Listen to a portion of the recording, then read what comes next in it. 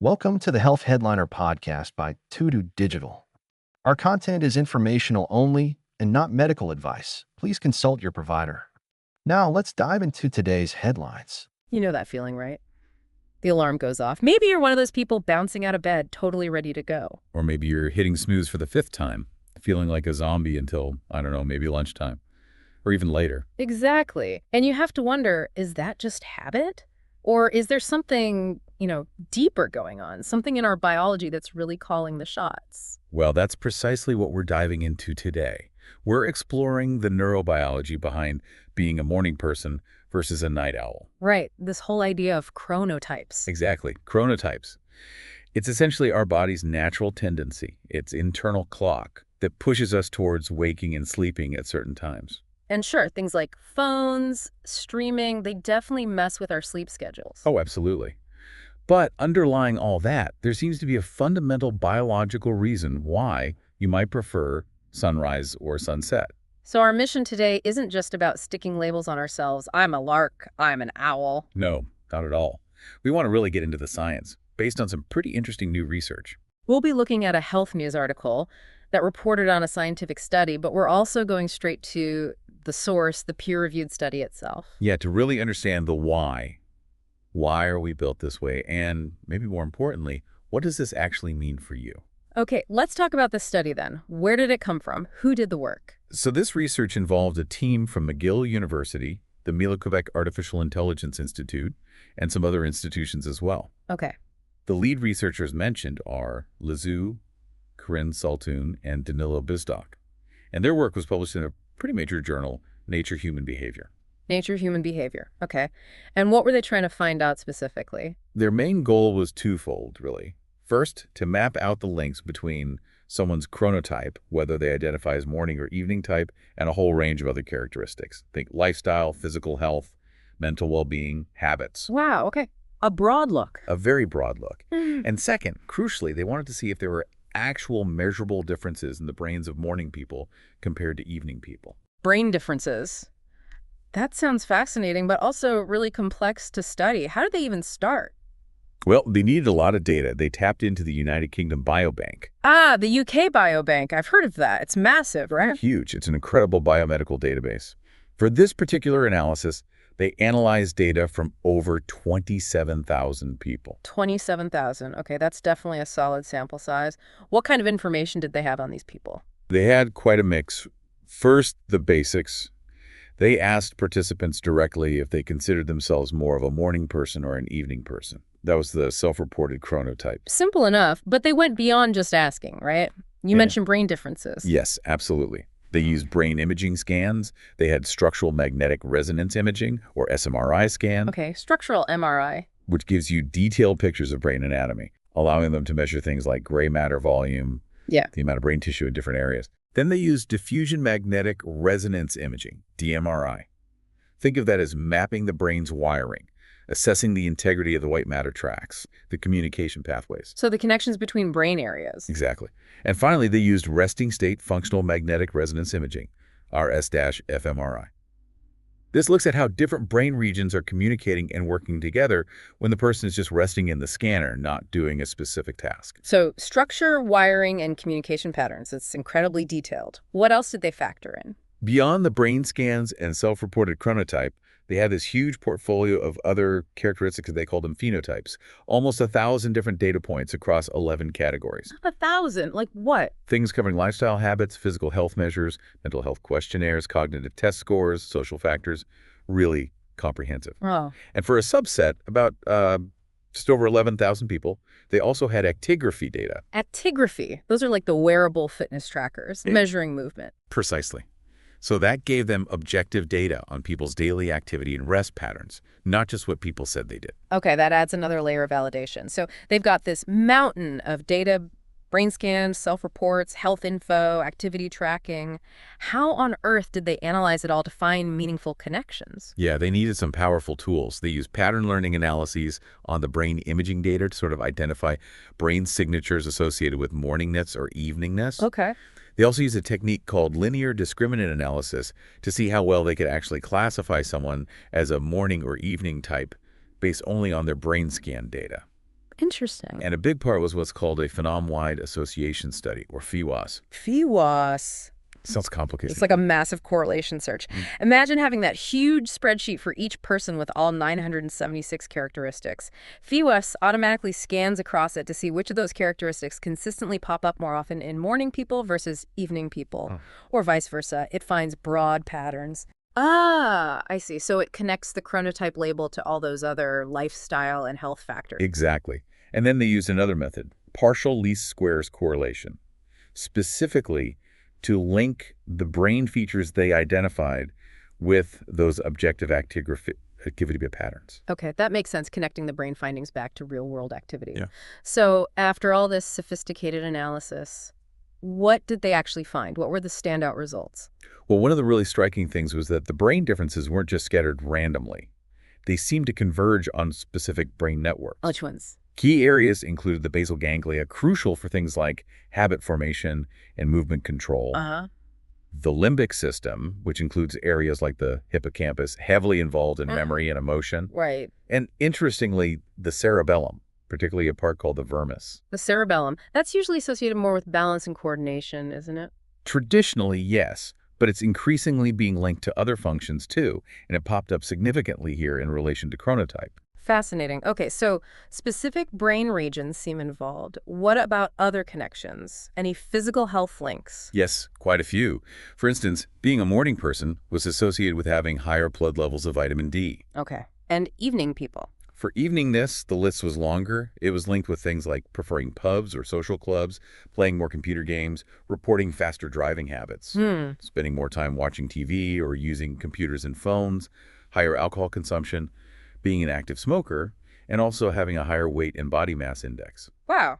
That's quite a cluster of lifestyle factors. They also found lower levels of vitamin D and lower levels of something called sex hormone-binding globulin in evening types. Okay, so quite a few physical and lifestyle associations. What about mental health and well-being? Did the study find links there? Yes, and these were quite strong. Eveningness was significantly associated with reports of tiredness or lethargy, feeling fed up, lack of enthusiasm, irritability, feeling miserable. Okay. More frequent depressed moods, mood swings, feelings of loneliness, and higher scores on neuroticism scales. That's the tendency towards negative emotions, like anxiety and worry. That sounds tough. It was also linked with being less happy with their overall health, having ever taken cannabis, and exhibiting more risk-taking behaviors in general. That really does paint a rather concerning picture for evening types, especially considering how much of society runs on an earlier schedule. It does raise questions. On the flip side, morningness was associated with some more positive factors. Like what, besides the vitamin D? Things like living with a partner, reporting higher levels of physical activity, being a never smoker, and having fewer reported mental health issues overall. It really underscores how deeply connected our internal clock seems to be with, well, almost everything else in our lives. Now, you mentioned they found differences in brain regions. Did they see actual physical differences in brain structure? They did. They found specific variations in gray matter volume. For example, depending on whether someone was a morning or evening type, they saw relative increases or decreases in the amount of gray matter in areas like the putamen, which is part of that basal ganglia region. Okay. The hippocampus, parts of the frontal cortex, like the frontal orbital cortex, and that cerebellar vermis we mentioned earlier. So measurable differences in the size of certain brain parts. What about the white matter, the wiring? Yes, differences there too.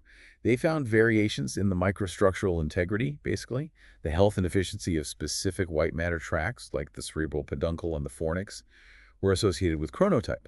And the functional connectivity, how the brain areas talk to each other. Different patterns there as well. Yeah. Networks involving areas like the temporal medial cortex, the basal ganglia again, the cerebellum, plus attention networks and visual networks, showed distinct connectivity patterns in morning versus evening people. It really feels like the brain imaging is providing concrete biological evidence for these chronotype differences. It's not just preference. That's certainly what the data suggests. And remember the actigraphy data, the movement trackers. Right, the objective activity measures. How did that link up? That analysis supported the brain findings. It showed that specific brain features, particularly involving frontal regions, the integrity of white matter pathways, and connectivity in visual and somatosensory networks were indeed correlated with those objectively measured patterns of daily activity. especially highlighting links with eveningness. Okay, this is incredibly comprehensive. Let's shift focus a bit. What are the real-world implications of all this? What does it mean for us? Well, one major area is habit formation. The study strongly suggests a neurobiological underpinning for why certain habits might stick easier for morning versus evening people. How so? The involvement of the basal ganglia and the frontal cortex, key players in learning routines and executive control, seems central.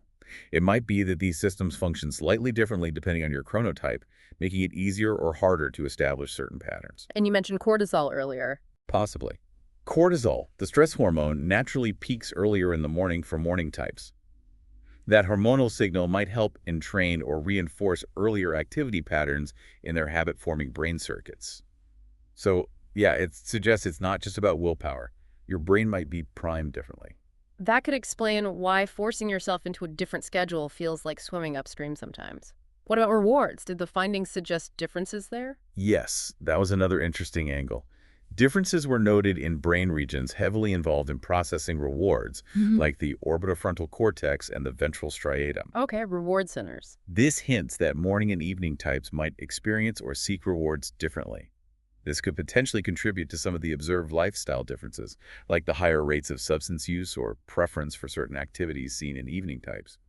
Maybe the reward system is tuned slightly differently. Fascinating. It could be a piece of the puzzle for understanding those links to alcohol or even gaming they found. Potentially, yes. And the connection to mood and mental health seemed particularly strong.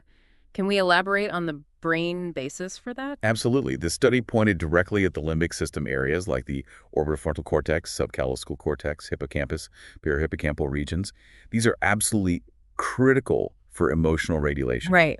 The fact that these regions showed differences and that even the structural integrity of connecting pathways like the fornix was linked to chronotype strongly suggests a neurological basis for the higher prevalence of negative emotions, mood swings, and potentially mood disorders reported by evening types. So it might not just be about being tired or out of sync with the world, but actual differences in how the brain processes and regulates emotion. The findings certainly point in that direction. It suggests a vulnerability that might be rooted in brain structure and function. And the cerebellum you mentioned, it popped up across different analyses. What's the thinking about its role now? That's one of the really novel aspects highlighted here. The cerebellum's consistent association across structural, functional, and white matter imaging, plus its link to the actigraphy data, is significant. So it's not just movement control. No, it suggests the cerebellum is likely involved in integrating information related to habit formation, reward processing, emotional tone, and perhaps even the regulation of the sleep-wake cycle itself, all contributing to your overall chronotype. Its role seems much broader than we previously thought in this context. This study is incredibly rich, but as with all research, we need to consider the limitations, right? What caveats should we keep in mind? Definitely, it's important context. Firstly, while it was a large study, the primary measure of chronotype was self-report, asking people if they felt like a morning or evening person. Although they did have the actigraphy for some people. Yes, which helps validate it, but the main classification was self-report. Also, the participants were primarily middle-aged to older adults, mostly between 40 and 70. So these findings might not perfectly represent younger adults or teenagers, whose chronotypes are often naturally later anyway. Exactly. That's an important consideration.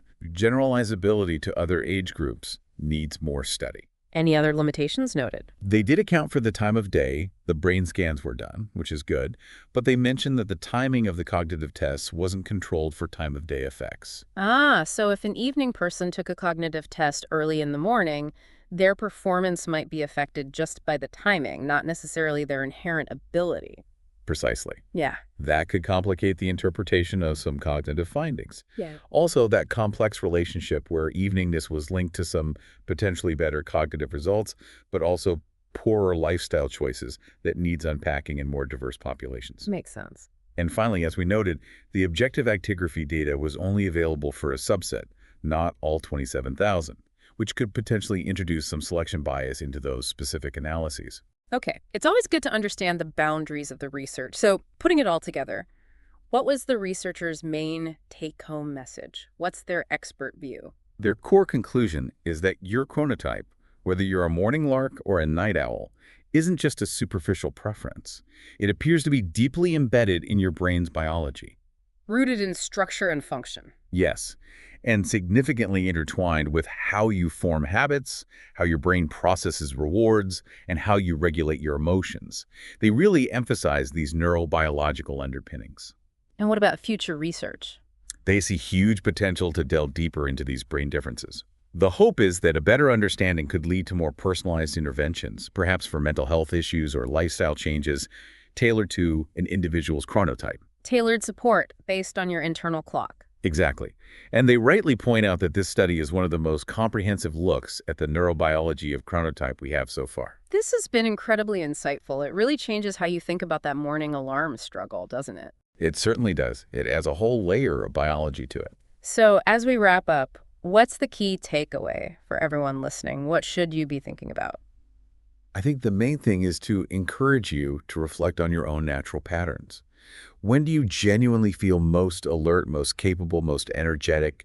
Are you fighting your natural rhythm? Paying attention to your own biology. Yes. Understanding your chronotype isn't just trivia. It could genuinely inform choices you make about your schedule, your work, your exercise, your sleep habits. Knowing your tendencies might help you make choices that support, rather than fight, your natural physiology, potentially improving both your physical and mental well-being. That's really practical advice. And it leaves us with a bigger question, doesn't it? Now that we have this growing evidence for the biological roots of chronotype, what does that mean for society? So much of our world, work, school, even social expectations seems built around that early bird schedule. That's a huge point.